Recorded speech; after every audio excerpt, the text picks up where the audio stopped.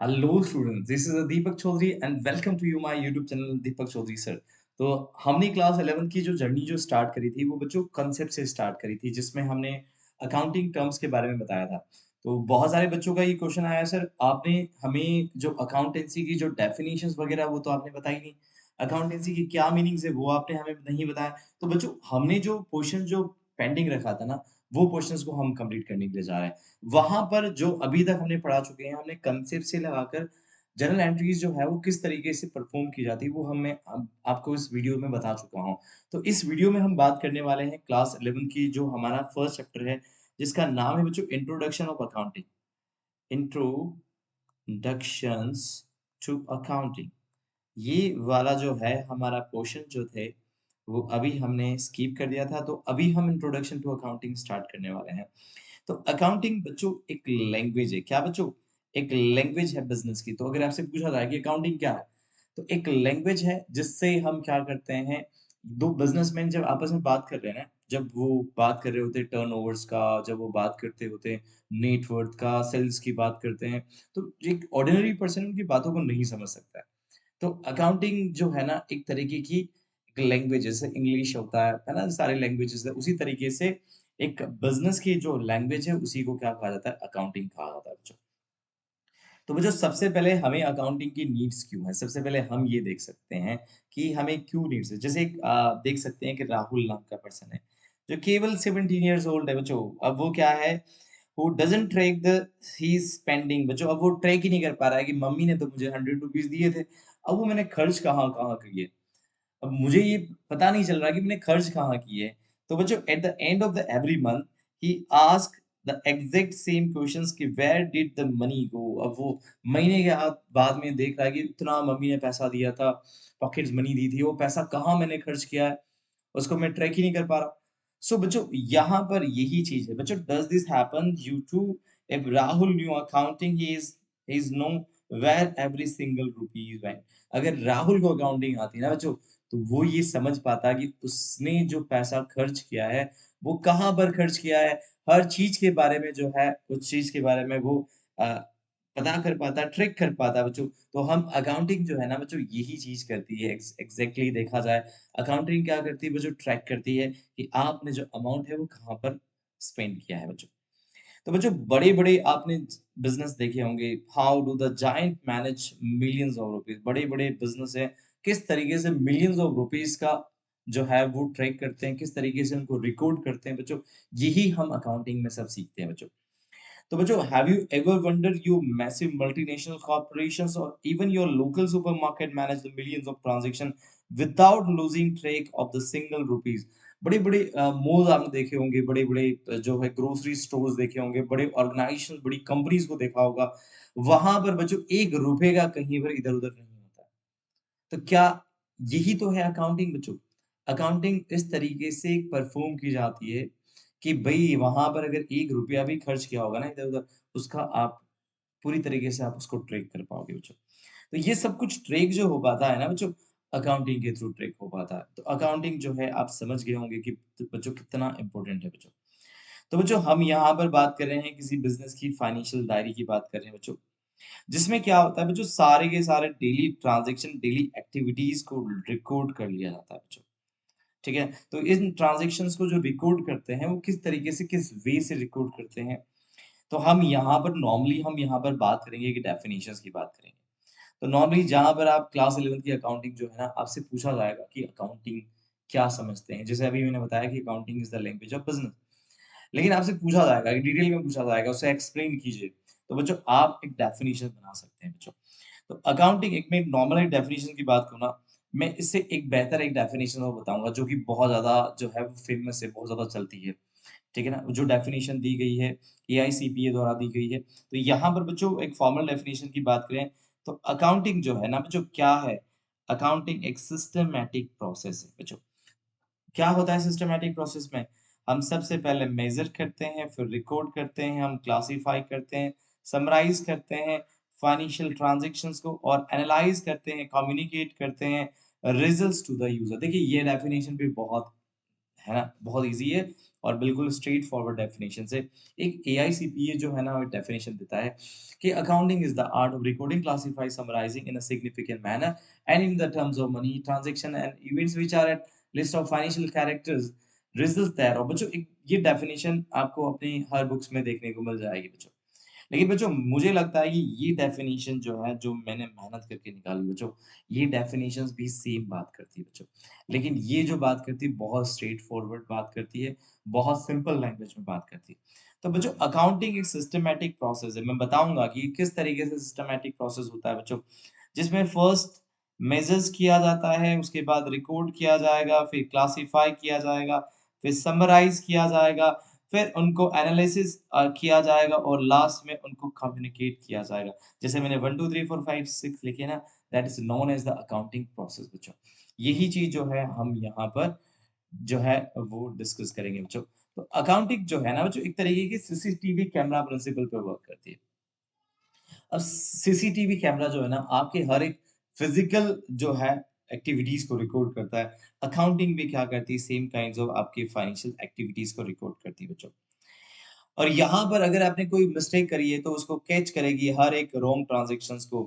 Accounts for every rupees take every पैसा। बच्चों हर एक चीज़ को रिकॉर्ड किया जाएगा। अगर आपसे कोई मिस्टेक हो गई, किसी ट्रांज़ैक्शंस को आपको रिकॉर्ड नहीं किया या आपने रॉन्गली रिकॉर्ड कर दिया ना, ये भी आपको अकाउंट्स ही बताएगा कि भई ये ट्रांज़ैक्शन जो है वो आपने रॉन्गली रिकॉर्ड किया है बच्चों। तो यहाँ पर एक बात करेंगे मनी फ़िल्टर्स की बात करेंगे बच्चों। तो सबसे पहले मैंने आपको बताया ना कि हर एक ट्रांज़ैक्शंस को मेज़र किया जाता है बच्चों। और जो मेज़रमेंट किया जाता है ना, वो हमेशा मनी के अंदर किया जाता है। अब ये होता क्या है, किस तरीके से मेज़र किया जाता है, वो मैं आपको बताने वाला हूँ बच्चों। यहाँ पर ओनली मनी रिलेटेड ट्रांज़ैक्शन जो होंगे वो रिकॉर्ड किए जाएँगे। So everything must be measured in the specified monetary value. जो इंडिया में तो इंडियन रुपीज़ है, यूएस में डॉलर्स है। तो इस मनी अगर कोई ट्रांज़ैक्शंस अगर मनी में रिकॉर्ड किया जाता है, उसी ट्रांज़ैक्शंस को बच्चों उसी की अकाउंटिंग की जाएगी। जैसे मैं आपको एक बताता हूँ एग्ज़ाम्पल के थ्रू जिससे आप समझ पाएँगे कि क्या मैं कहना चाह रहा हूँ। जैसे एक फाइनेंशियल ट्रांज़ैक्शन हुआ, जैसे आपको पता है कि एक फाइनेंशियल ट्रांज़ैक्शन हुआ जिसमें एक जो है पेन बाय किया है बच्चों, स्टेशनरी बाय या इसको लिख सकते हैं, ₹2000 का पेन बाय किया। अब यहाँ पर मनी इन्वॉल्व है या नहीं है बच्चों? मनी इन्वॉल्व है, इसी वजह से इस ट्रांज़ैक्शन को रिकॉर्ड किया जाएगा। अब देखो दूसरा ट्रांज़ैक्शन देखो, जिसमें ये ट्रांज़ैक्शन है कि 2 न्यू एम्प्लॉइज़ को हायर किया। बच्चों इसमें कहीं कुछ मनी इन्वॉल्व हुई है। हाँ, सैलरी देंगे वो बात की बात है, लेकिन अभी आपने केवल हायर करी है। तो ऐसे ट्रांज़ैक्शंस को कभी रिकॉर्ड नहीं किया जाता। जैसे एक एग्ज़ाम्पल से कि बिज़नेस ओनर बिज़नेस के लिए बहुत बड़ा इम्पोर्टेंस रखता है, लेकिन बिज़नेस ओनर की सडनली डेथ हो गई। क्या इसी ट्रांज़ैक्शंस को रिकॉर्ड किया जा सकता है क्या बच्चों? कभी भी ऐसे ट्रांज़ैक्शंस को रिकॉर्ड नहीं किया जाता। बिज़नेस ओनर की डेथ होगी, कभी रिकॉर्ड नहीं किया जाएगा क्योंकि उसमें मनी का कोई इन्वॉल्वमेंट नहीं है बच्चों। अब हम बात करेंगे बच्चों, जो हमने बताया ना कि जो डेफिनिशंस हमने कही कि सबसे पहले तो आपको ट्रांज़ैक्शंस को आइडेंटिफ़ाई करना होगा कि कौन-सा फाइनेंशियल्स नेचर्स का है, कौन-सा नॉन फाइनेंशियल नेचर्स का है बच्चों।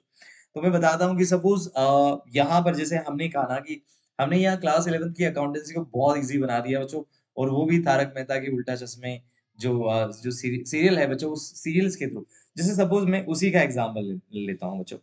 जैसे कि जेठालाल जी हैं बच्चों। अब जेठालाल जी का जो बिज़नेस है बच्चों, जेठालाल जी का जो बिज़नेस है और जो सोसाइटी है, यहाँ पर ये मान लेते हैं कि ये बिज़नेस है जेठालाल जी का, जो गड़ा इलेक्ट्रॉनिक्स है, ये बिज़नेस है बच्चों। और जेठालाल जी का ये मान लेते हैं ये बड़ी बिल्डिंग्स यहाँ पर मैं बना देता हूँ बड़ी बिल्डिंग्स। ये मान लेते हैं कि जेठालाल जी जहाँ पर गोकुलधाम सोसाइटी में रहते हैं, जीएस लिख देता हूँ। अब यहाँ पर जो जेठालाल जी हैं वो एक्सपेंसेस पे करते हैं यहाँ पर मान लेते हैं कि जो सोसाइटी में जो रहते हैं ना उसके लिए उसका क्या बोलते हैं डेवलपमेंट फीस बोलते हैं बच्चों। तो यहाँ पर जेठालाल जी जो है गोकुलधाम सोसाइटी के अंदर डेवलपमेंट फीस देते हैं। उसी तरीके से बिज़नेस के लिए भी उनको म्युनिसिपैलिटीज़ को फीस देनी पड़ती है बच्चों। म्युनिसिपैलिटीज़ फीस डेवलपमेंट फीस लेती है बच्चों, टैक्स लेती है। तो बच्चों ये 2 ट्रांज़ैक्शन हुए। यहाँ पर ₹5000 का स्पेंड किया है, यहाँ पर ₹10,000 का अमाउंट स्पेंड किया है। तो आपको ये पहचानना होगा कि कौन-सा फाइनेंशियल है।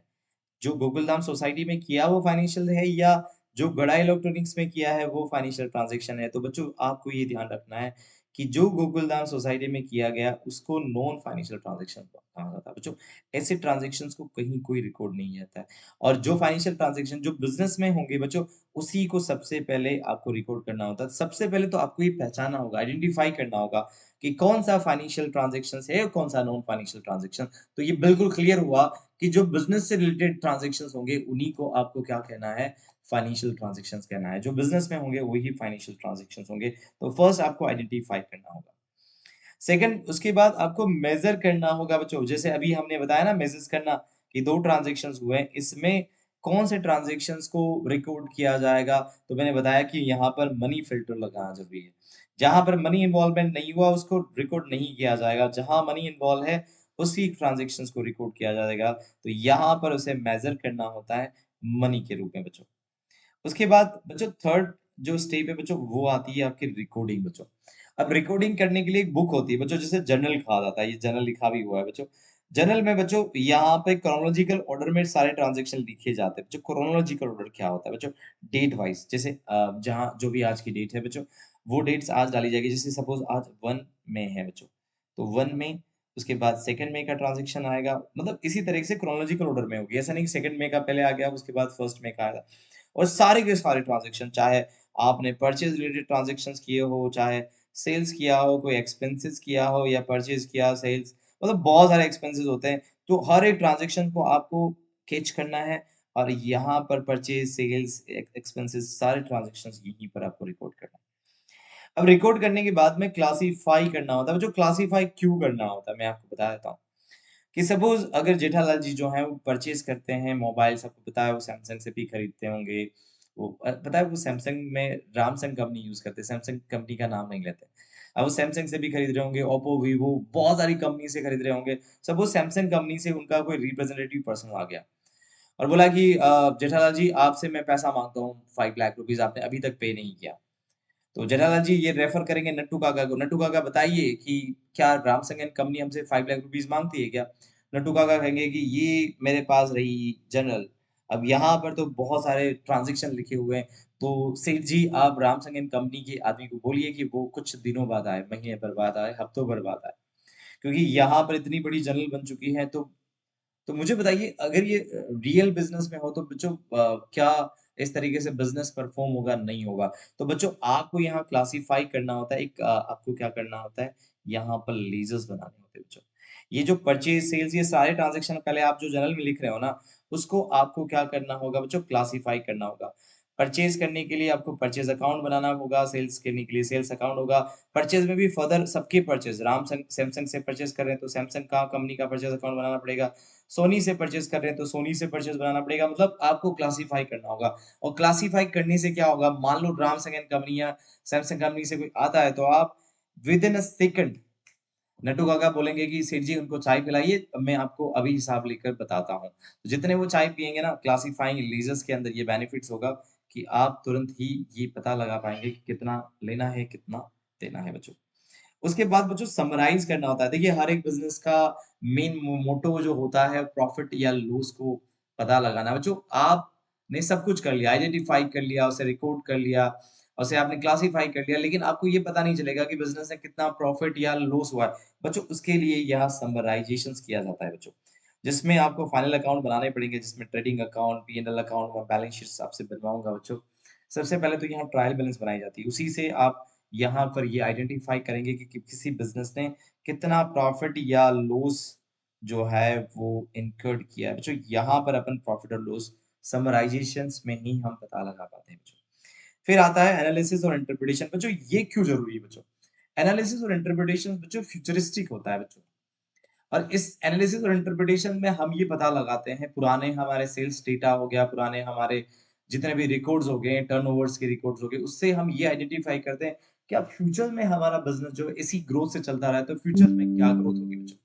तो ये सारी जो चीज़ें हैं बच्चों, ये सब कुछ एनालिसिस और इंटरप्रिटेशंस में जो आप जैसे ही बड़े जो है आगे आने वाले टाइम में चार्टर्ड अकाउंटेंट बनेंगे, मैनेजमेंट अकाउंटेंट बनेंगे, सीए में बनेंगे, उनका यही काम होगा कि बिज़नेस जो ओनर्स हैं, उनको ये सैटिस्फाई करना है कि अभी हम जिस ग्रोथ से चल रहे हैं, क्या इसी ग्रोथ से जाते रहें तो हमारा आगे वाले फ्यूचर्स क्या रहेगा? क्या हमारे टर्नओवर्स रहेंगे? क्या हमारा क्या हम बड़ी-बड़ी कंपनीज़ को बीट कर पाएँगे, नहीं कर पाएँगे, इसमें एनालिसिस और इंटरप्रिटेशन किया जाता है। कंपनी की ग्रोथ को जानना होता है बच्चों।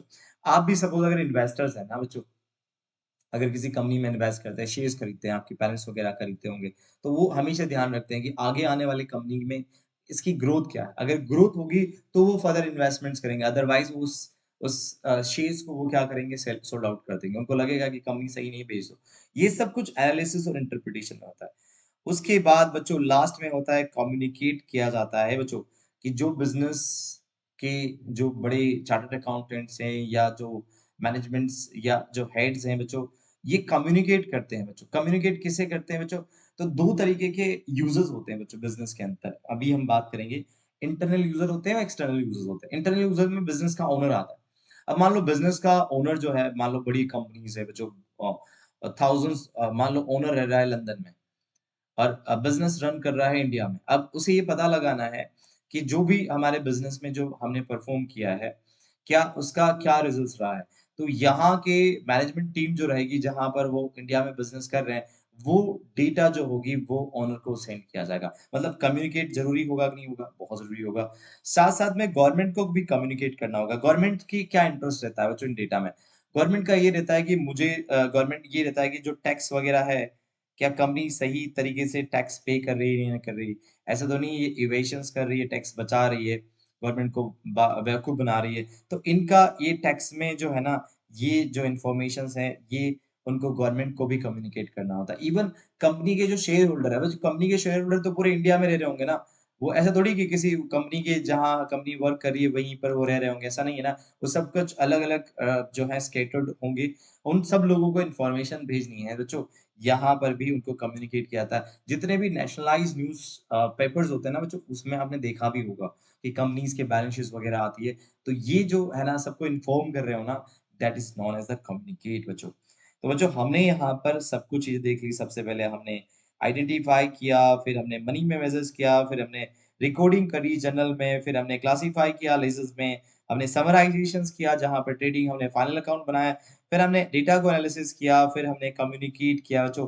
तो ये जो है एक तरीके से जो ये पूरा प्रोसेस है बच्चों, स्टेप बाय स्टेप प्रोसेस को आपको फ़ॉलो करना है बच्चों। ठीक है ना? यहाँ तक ये फ़ॉलो कर दोगे ना जब बच्चे आप ग्रेजुएशंस में आ जाओगे। ये कम्युनिकेशंस वाली बात जब सीखोगे ना, ग्रेजुएशंस के अंदर आ जाओगे। आपको पता है एनालिसिस एक फाइनल मैनेजमेंट अकाउंटिंग बुक चलती है फाइनल ईयर्स में। तो यहाँ ये पूरी जो जर्नी करोगे ना बच्चों, वहाँ आपका ग्रेजुएशंस बीकॉम या एमकॉम आपका कंप्लीट हो चुका होगा बच्चों। अब यहाँ पर हम जो बात करते हैं रियल वर्ल्ड एप्लीकेशंस, एक यहाँ पर शर्मा जी की किराना शॉप है, यहाँ पर देखें बच्चों। शर्मा जी ने यहाँ पर बोट किया है गुड्स ₹5000 और सोल्ड किया है उन्हें कस्टमर्स को 7000 रुपीज़। आप आइडेंटिफ़ाई कर सकते हैं बच्चों इस ट्रांज़ैक्शन से क्या होगा। तो बच्चों 5000 का गुड्स है 7000 में बेच रहे हैं तो बच्चों यहाँ पर आपको ₹2000 का प्रॉफिट इनकर्ड हुआ होगा। तो बिल्कुल सिंपल है कि शर्मा जी ने यहाँ पर अपन देखें उसी अकाउंटिंग को रिएक्ट करें किस तरीके से। तो यहाँ पर परचेज़ और सेल्स जो हैं बच्चों वो दोनों ही फाइनेंशियल्स हैं। क्योंकि बच्चों ये ट्रांज़ैक्शन जो हुए हैं बच्चों बिज़नेस में हुए हैं, जो भी ट्रांज़ैक्शन बिज़नेस में होते हैं उसे फाइनेंशियल ट्रांज़ैक्शंस कहा जाता है। और यहाँ पर आपने वैल्यू कर दिया, ये दोनों ही वैल्यू जो है मॉनेटरी वैल्यू में। फिर आपने बच्चों रिकॉर्ड किया होगा क्रोनोलॉजिकल ऑर्डर में, पहले परचेज़ किया होगा तो उस डेट को डाला होगा, फिर आपने सेल्स किया होगा तो फिर वो परचेज़ के बाद में सेल्स की डेट आई होगी बच्चों। तो आपने उसे क्रोनोलॉजिकल ऑर्डर में उसे आपने रिकॉर्ड किया, उसके बाद बच्चों समराइज़ करेंगे ना, तो आपको ये पता लगेगा कि यहाँ पे 2000 का प्रॉफिट हुआ। तो बच्चों आइडेंटिफ़ाई भी हो गया यहाँ पर, मेज़रमेंट भी हमने मनी में कर लिया, रिकॉर्ड भी कर लिया क्रोनोलॉजिकल ऑर्डर में जनरल में और लास्ट में हमने समराइज़ेशंस में ये पता लगा लिया कि क्या प्रॉफिट है और क्या लॉस है बच्चों। तो बच्चों अब मैं आपके नॉलेज को चेक करना चाहूँगा बच्चों, तो आप मुझे बताइए कि आप अपने नॉलेज को बताइए कि और आप मुझे आंसर को दे के बताइए। उससे आप चाहें पॉज़ कर सकते हैं वीडियो को। जैसे बच्चों हमने एक नोटबुक बाय करी 500 में, क्या उसे रिकॉर्ड किया जाएगा या नहीं किया जाएगा? बिल्कुल रिकॉर्ड किया जाएगा क्योंकि वो मनी के अंदर है बच्चों। ठीक है? उसके बाद made a wonderful new friend, क्या हमने एक फ्रेंड बनाया, क्या उसे मनी में रिकॉर्ड किया जाएगा? नहीं बच्चों, ये कभी भी मनी में जो है, जो नहीं है ट्रांज़ैक्शन उसके कभी रिकॉर्ड नहीं किया जाता, नहीं किया। What is the absolute very first step of the accounting process? आपको पता है सबसे पहले हमें आइडेंटिफाई करना होता है, जिसमें हमें ये पता लगाना होता है कि कौन-सा फाइनेंशियल्स है और कौन-सा नॉन फाइनेंशियल है बच्चों। तो हम ये बिज़नेस सर्वाइवल, अब ये अकाउंटिंग है ना बच्चों, बहुत इम्पोर्टेंट होता है हर बिज़नेस के लिए बच्चों। अब ये क्लियर पिक्चर्स रखता है बच्चों किनके सामने सपोज़ अगर आपको बैंक लोन लेना है ना, तो बैंक लोन लेने से पहले बैंक आपसे फाइनेंशियल रिकॉर्ड्स आपसे मंगवाएगा कि वो पता करेगा कि आपका बिज़नेस जो है वो किस सिचुएशंस में है। तो बच्चों बैंक लोन लेने के लिए भी आपको जो है फाइनेंशियल सिचुएशन जो है वो आपको प्रेज़ेंट करनी होगी। उसके बाद आप ना प्रॉफ़िट लॉस को आप कैलकुलेट कर पाओगे और बच्चों आप अपनी जो टैक्स फाइलिंग जो है गवर्नमेंट को जो टैक्स देना होता है, वो आप ईज़िली इन डेटा की वज़ह से जो आप रिकॉर्ड करोगे, जिसकी अकाउंटिंग करोगे ना, उसको बहुत अच्छी तरीके से रिकॉर्ड कर पाएँगे। तो बच्चों, यहाँ पर हम अगर बात करें मेटाफोर की बात करें, तो हमने यहाँ पर एग्ज़ाम्पल्स लिए बच्चों बहुत अच्छी तरीके से मैंने समझाने की कोशिश करी है बच्चों। अगला एक वीडियो रहेगा, वो भी इसका नेक्स्ट पोर्शन रहेगा, वो मैं आपको नेक्स्ट बताऊँगा। यहाँ पर बच्चों हमने अकाउंटिंग के स्टेप सीखे बच्चों, आइडेंटिफ़ाई किया जाता है, मेज़र किया जाता है, मनी में रिकॉर्ड किया जाता है, जर्नल में क्लासिफ़ाई किया जाता है, लीज़र में समराइज़ करना होता है, जिसमें हम फाइनल अकाउंट बनाते हैं, एनालिसिस करते हैं, लास्ट में हम कम्युनिकेट करते हैं बच्चों। तो बच्चों आई थिंक आपको ये पूरी की पूरी चीज़ें समझ में आ गई होगी। तो आई होप कि आपको ये प्रोसेस अगर एग्ज़ाम में आता है, तो आप कर लेंगे बच्चों। तो आई होप बच्चों आपके कोई भी डाउट्स वगैरह हैं तो वो क्लियर हो पाए होंगे और हम जो ये जो जर्नी स्टार्ट की ना हमने क्लास 11 की बहुत इंटरेस्टिंग वे से करी बच्चों और अब देखिए एक बार वीडियोस को देखिए कि किस तरीके से जर्नल एंट्रीज परफॉर्म की जा रही किस तरीके से रूल से डेबिट क्रेडिट का बहुत इजी वे में मैंने बताने की कोशिश करी विद एग्जांपल और बहुत इंटरेस्टिंग वे में आपको पता है मेरी पूरी पढ़ाई जो है क्लास 11 की वो ये तारक मेहता जो है उसी थीम पर अपनी बेस्ट रहेगी तो स्टूडेंट आई होप आपको ये वीडियो पसंद आया होगा तो प्लीज़ अगर आपको पसंद आया तो लाइक, शेयर, सब्सक्राइब ज़रूर करें। आप अपने फ्रेंड्स के साथ ज़रूर इसे शेयर करें। आई होप कि आपको ये चीज़ समझ में आई होगी। तो नेक्स्ट वीडियो के मिलते हैं अगले। Thank you so much.